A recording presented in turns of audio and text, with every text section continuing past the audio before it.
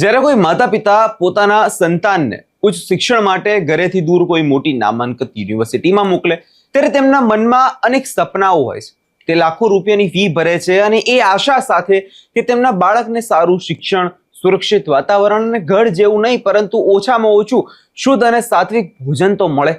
પરંતુ જ્યારે જ ભોજનની થાળીમાં બીમારીઓ પીરસવામાં આવે ત્યારે સવાલ એ ઊભો થાય છે કે ખરેખર આટલી જે ફી ભરી એ ફી શું પાણીમાં?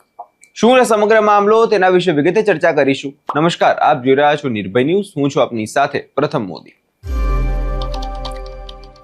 આજે વાત કરવી છે ગુજરાતની જાણીતી પારુલ યુનિવર્સિટીની, જ્યાં શિક્ષણ અને સુવિધાઓના મોટા દાવાઓ વચ્ચે જે એવી ધૃણાસ્પદ ઘટના સામે આવી છે જેણે લોકોને વિચારતા કરી દીધા છે. અને આના જ કારણે ત્યાંના હજારો વિદ્યાર્થીઓ હવે વિરોધ કરવા ઉતરી પડ્યા છે. ઘટના કંઈક એવી છે કે જેને સાંભળીને તમને પણ કદાચ હોસ્ટેલના જે ભોજન છે તેનાથી નફરત થઈ જશે. પારુલ યુનિવર્સિટીના અટલ ભવન હોસ્ટેલની મેસમાં રોજિંદા ક્રમ મુજબ વિદ્યાર્થીઓ જમવા માટે ભેગા થાય છે. આખો દિવસ ભણીને થાકેલા વિદ્યાર્થીઓ જ્યારે મેસમાં જમવા બેઠા ત્યારે એક વિદ્યાર્થીના થાળીમાંથી પીસાયેલા ભોજનમાં અચાનક જ મરેલો વંદો જે છે મળી આવ્યો. જરા કલ્પના કરો એ દ્રશ્યની, અને જેને અન્નને આપણે કદાચ દેવતા માનીએ છીએ, જે ખોરાક ખાઈને યુવાનો પોતાનું ભવિષ્ય ઘડવાની વાત કરે છે, તે જ ખોરાકમાં જો આવા જીવ જંતુઓ નીકળે તો તે માત્ર બેદરકારી નથી પરંતુ વિદ્યાર્થીઓના જીવ સાથે રમાતી સીધી રમત છે. હવે આ જે દ્રશ્યો છે તેને જોતા જ મેસમાં જમી રહેલા જે વિદ્યાર્થીઓમાં રોષ ફાટી નીકળ્યો. જમવાનું પડતું મૂકીને મોટી સંખ્યામાં વિદ્યાર્થીઓ મેસની અંદર બહાર એકઠા થઈ ગયા હતા. વિદ્યાર્થીઓનો આક્રોશ વ્યાજબી છે અને જોવા જઈએ તો આ કોઈ પહેલી વાર ઘટના નથી બની જ્યાં ભોજનમાંથી ગુણવત્તા સામે સવાલો ઉઠ્યા હોય. પરંતુ થાળીમાંથી વંદો નીકળવો એ તમામ હદો પાર કરનારી બાબત છે. થોડા સમય પહેલા ગુજરાતની અલગ અલગ જે યુનિવર્સિટી છે તેની અંદર પણ આવો બનાવો બન્યા હતા. એટલે સવાલ અહીંયા એ ઉભો થાય છે, શા માટે વિદ્યાર્થીઓના સ્વાસ્થ્ય સાથે ચેડા કરવામાં આવી રહ્યા છે? જોતામાં તો આ વિરોધે મોટું સ્વરૂપ ધારણ કરી લીધું છે. અટલ ભવન હોસ્ટેલના કેમ્પસમાં વિદ્યાર્થીઓનો જમાવડો થઈ ગયો. હવે હાથમાં મોબાઈલ અને આંખોમાં ગુસ્સો લઈ વિદ્યાર્થીઓ ખૂબ જ ઉગ્ર વિરોધ પ્રદર્શન કરવા આવી ગયા. વિદ્યાર્થીઓને આ ગંદા અને જીવજંતુવાળા ભોજનના વિડીયો બનાવ્યા અને તે સોશિયલ મીડિયામાં વાયરલ કર્યા. હવે આજે ડિજિટલ યુગમાં સત્યને છુપાવવું કદાચ અશક્ય છે. સોશિયલ મીડિયા પર સામે આવેલા આ વિડીયોમાં સ્પષ્ટ જોઈ શકાય કે વિદ્યાર્થીઓ કઈ હદે ગુસ્સામાં છે અને તેઓ યુનિવર્સિટીના વહીવટી તંત્ર સામે ખૂબ જ ઉગ્ર વિરોધ નોંધાવી રહ્યા છે. હવે આ વિડીયો માત્ર પારુલ યુનિવર્સિટીના જ નહીં પરંતુ સમગ્ર ગુજરાતના શિક્ષણ જગતમાં ખળભળાટ મચાવી દીધો છે. હવે અહીંથી બે મોટા સવાલો ઊભા થાય છે કે આખરે આ બેદરકારી માટે જવાબદાર કોણ? વિદ્યાર્થીઓ માટે હોબાળો જ નથી કર્યો પરંતુ તેઓએ કેટલાક અત્યંત તાર્કિક અને વ્યાજબી સવાલો ઉઠાવ્યા છે.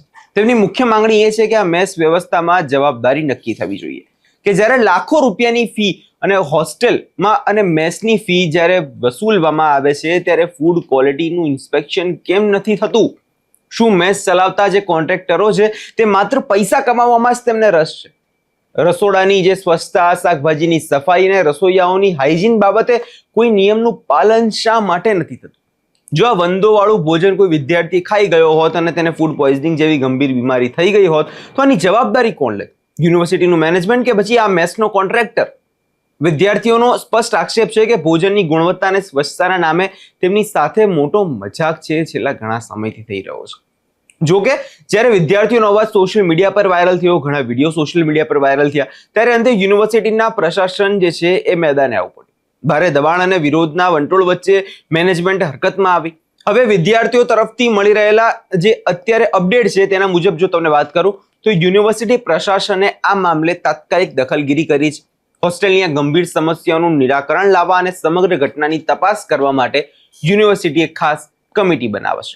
હવે એટલું જ નહીં પરંતુ વિદ્યાર્થીઓનો દાવો એ છે કે તેમને એવું લેખિત અને મૌખિક આશ્વાસન પણ આપવામાં આવ્યું છે કે મેસની આ ગંભીર બેદરકારી માટે જો કોઈ પણ સ્ટાફ કે જવાબદાર વ્યક્તિ હશે તેની સામે કડક પગલાં પણ ભરવામાં આવશે. પરંતુ સવાલ અહીંયા પૂરો નથી થતો. શું માત્ર કમિટી બનાવી દેવાથી કે થોડા સમય માટે સ્ટાફને બદલી નાખવાથી સમસ્યાનું કાયમી નિરાકરણ આવશે? આપણે ભૂતકાળમાં પણ જોયું છે કે જ્યારે આવા વિવાદો થાય છે ત્યારે શરૂઆતમાં કમિટીઓ બને છે, તપાસના આદેશો છૂટે છે અને પછી સમય જતા બધું ભૂલાઈ જાય છે અને પરિસ્થિતિ ફરી એવી ને એવી જ થઈ જાય છે. વિદ્યાર્થીઓને જે ખાતરી આપવામાં આવી છે તે ખરેખર જમીન પર કેટલી અમલમાં મુકાય છે તે જોવું અત્યંત મહત્વનું બની રહેશે. પારુલ યુનિવર્સિટી જેવી મોટી શૈક્ષણિક સંસ્થાએ સમજવું પડશે કે વિદ્યાર્થીઓ કોઈ ગ્રાહક નથી, પરંતુ દેશનું ભવિષ્ય છે. જ્યારે તમે આવી લાખો રૂપિયાની ફી વસૂલો છો, તેની સામે વિદ્યાર્થીઓને સારું સ્વસ્થ જીવન આપવું એ પણ તમારી જ ફરજ છે. તેમના સ્વાસ્થ્ય સાથે બાંધછોડે કોઈ પણ કાળે ચલાવી લેવામાં આવશે નહીં. જોવાનું એ છે કે હવે જે આ કમિટીની રચનાની વાત કરવામાં આવી છે, એ કમિટીની રચના પછી ખરેખર જમીનની સ્તરે કોઈ કામ કરવામાં આવે છે કે પછી માત્ર આ જે ઉગ્ર વિરોધ થયો તેને ઠંડુ પડવાનું કામ આ કમિટી કરે છે. તમને શું લાગે છે? તમારા અભિપ્રાયો અમને કમેન્ટ સેક્શનમાં જરૂરથી જણાવજો અને અમારી ચેનલ નિર્ભય ન્યૂઝને લાઇક, શેર અને સબસ્ક્રાઇબ કરવાનું ભૂલશો નહીં.